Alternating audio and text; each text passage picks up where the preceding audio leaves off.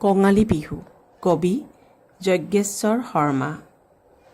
আহিল আজি কঙালী বিহু, হামদৈ পথাৰৰ নিয়ৰ ফালি, চোতালৰ আগৰ শেৱালি ডালত গায়ন জুৰিলে চৰাই হালি।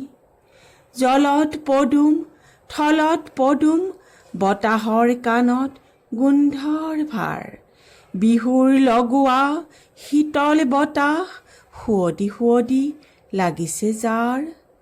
আইকনে হেই বটল শেৱালি, হাতত লৈ পাতৰ জুৰি, মইনাই চোৱা পুৱা বতাহত ৰঙতে জঁপিয়াই ফুৰিছে ঘূৰি। খেতিৰ বলত দুবলা পৰিল, ৰাতি আই দলনিত কাটিছে ঘাঁহ, আকাশ বন্তি জ্বলাব গধূলি, পাহৰৰে তাৰ কাটিছে বাঁহ। ধন্যবাদ।